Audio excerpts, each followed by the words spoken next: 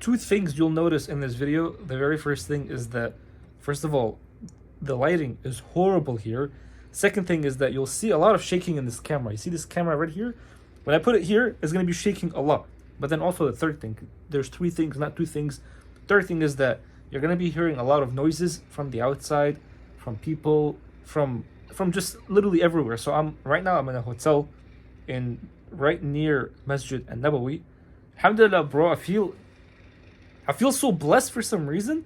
I mean, I know the reasons because I'm in the Masjid Nabawi. This thing keeps shaking. But I'm here right now, and I was planning, first of all, to make a video at the Masjid Nabawi talking about the same exact thing that I want to be talking about right now.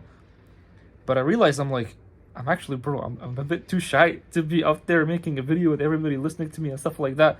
So that's why I'm in the hotel room. So don't be thinking it's like, some of you guys are always like, bro, why do you have such bad backgrounds and stuff? But just don't worry about that. Don't worry about that. But anyway, so I want to talk to you guys about how there's this ritual that I do that's going to be able to help you manifest a lot of the things that you want. And yes, bro, I'm going to say the word manifest because, like, I don't know what other word to say. Like, it's going to make the things that you want in your life come to fruition, come true. And, bro, like, even me right now at the Masjid al-Nabawi here, like, experiencing everything that I'm seeing, and it's so beautiful, just like experiencing it. I can testify that this truly does work because last year I was here. Last year I came for literally just one, not even a day, like half a day with my parents and my siblings, and I loved it so much to the point where I was like, I wish I can come here again. So I would do this sleeping exercise, the sleeping ritual, and then like a few months later, I'm here with the exact same thing that I want. It's actually crazy. So listen, this is what you do, right? And the proof behind this, is that, first of all, I got it from this guy. His name is Gary. No, his name is Neville Goddard, not Gary. Neville Goddard. If you know him, you're gonna be like, but bro, this guy is Christian. He's Christian. Why are you getting advice from Christians and stuff? Or why are you getting like advice to get what you want to happen from Christians? Now, he is Christian, right? But this guy used to take all of his advices from this person who was named Abdullah. Now, Neville Goddard thought that Abdullah was like a Jewish rabbi. For some reason, he thought he was a Jewish rabbi. But a lot of people say it's like even like he was Muslim, because Jewish people would never name themselves Abdullah. But this guy was a Muslim. So whatever he is, Muslim or thing, he was a mystic. Like one of those like Sufi people, you could say. So he taught him this exact exercise that I'll tell you right now. And this exercise, by the way, there's an old guy on YouTube who has done this exercise, and he says that like he did this exercise, and all of a sudden he just started making like 2 million. He made 2 million, or I think 10 million or something like that. He made a lot of money. That's the thing. He made a lot of money. And so I'm doing this right now too. And bro, I'm telling you, like, it doesn't fail. This exercise will not fail you. So this is what you do. Listen, Habibi, I want to adjust my screen because you know how I'm in the bed right now? No, my screen. You know how I'm in the bed right now? I'm in the bed for a reason, just because, well, I have to be telling you this exercise from the bed. So this is what you do. I added like my own version into it, but the whole point of it is that right before you go to sleep, you start feeling and you start imagining the thing that you want happening, and you put yourself living in that state. Because think about it. Your soul, like your nafs, is the true thing, which means because it's the true thing, then the mind and the body is like the false thing. So in the Quran, there is actually an ayah that says that as soon as you go to sleep, your nafs goes to Allah, and then when you wake up, your nafs comes back. Now this does not mean it's like, oh, my nafs went all the way up, that means I'm dead. You're not dead. Your nafs is not your mind, your nafs is not your heart, it's not your body. Your nafs is something else.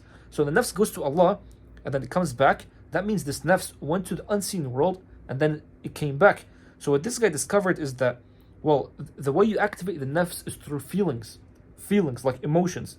So if you're able to feel a certain emotion, and then you go to sleep in that emotion, then what you'll notice is that when this nafs is coming back, it's carrying like almost like new energy, new frequency. And you know how in the radios, if you're trying to open up a radio, different frequencies give you different channels, which means when this nafs is back, it's at a different frequency, like a different emotion level. So when it comes back, it's almost like this different frequency is going to activate a different pathway in your life, whatever the pathway is. So what you do again is that as you're about to sleep, just start feeling like you've already felt the thing happening in your life, like you're already experiencing the thing in your life.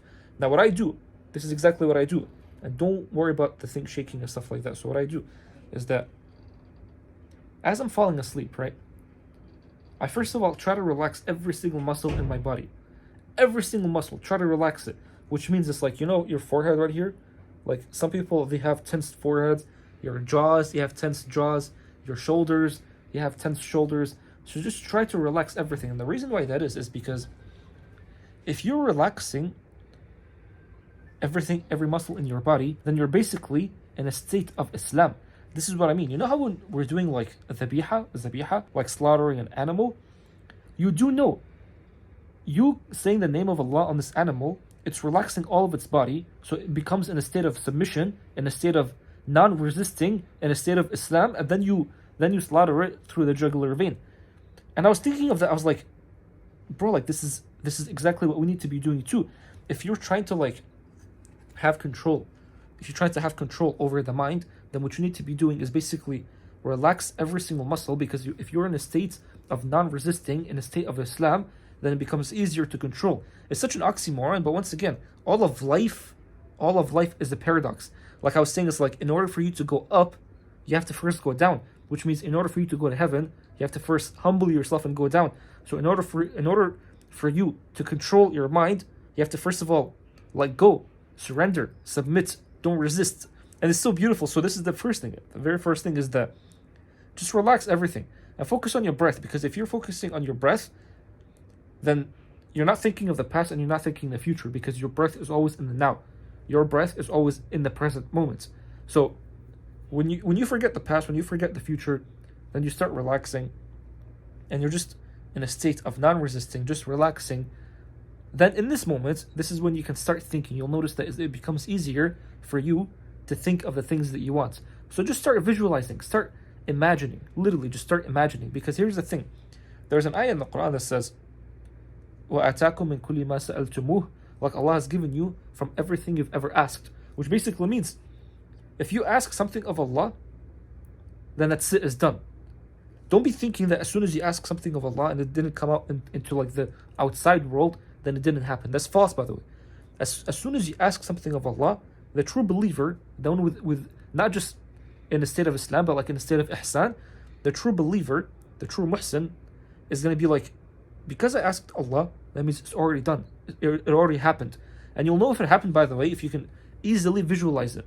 If you can visualize something easily, that means that thing has already happened, because once again, the nafs is the true self. The outside is not the true thing. So here's the thing. When I'm visualizing things, and I'm visualizing them vividly, by the way, that means that thing's already happened. Now, if you're going to be thinking, it's like, if you're going to start having doubts, being like, no, it didn't happen because I don't see it in real life, that's why it doesn't happen, because that's what's in your mind. That's what you're visualizing. So you're only visualizing the doubts. And once again, Allah says, I've given you everything you've asked. So in this state, this is what you've been asking. You've been asking for the doubt. You've been asking for the thing not happening.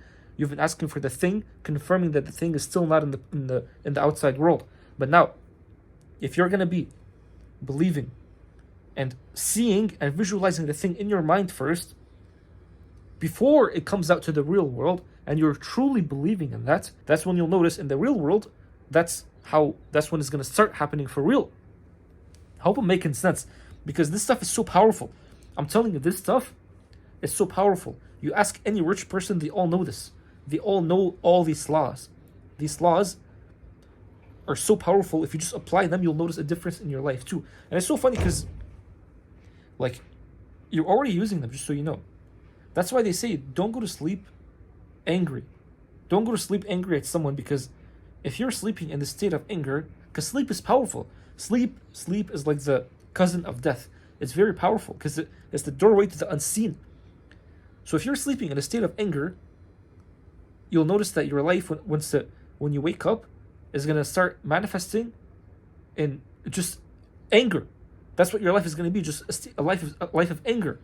So this is the exercise. All you do it, once again, relax your entire body. That's the first thing. Relax the entire body. And then once you relax it, start imagining the things that you want. And sleep in that state.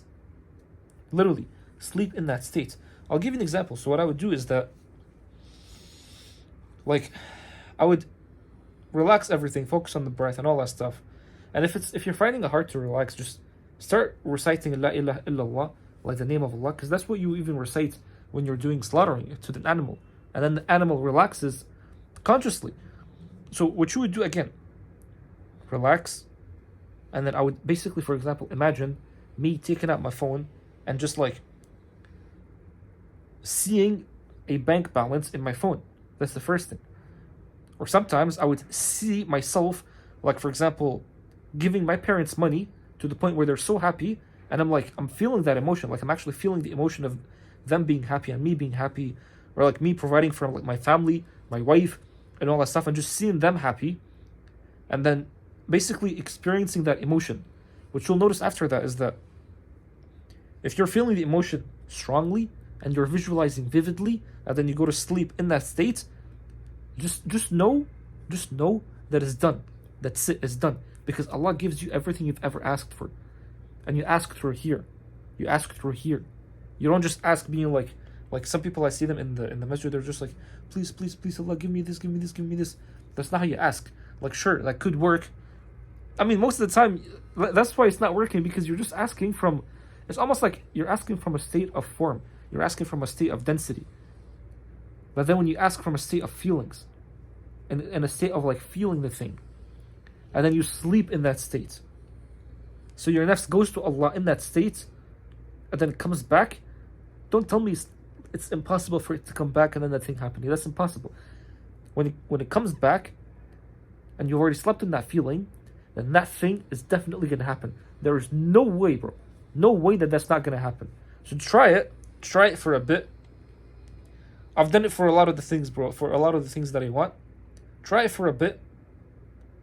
And just watch. Literally just watch on how your life is just easily, trust me, easily is going to change. You'll start doing things to the point that once it actually happens, you'll just be like, this was so obvious. And that's how it works. The way Allah works is that Allah will do things in your life that you'll look back and you're going to be like, that was, you'll either be like, that was so obvious, or you just be like, that was so coincidental.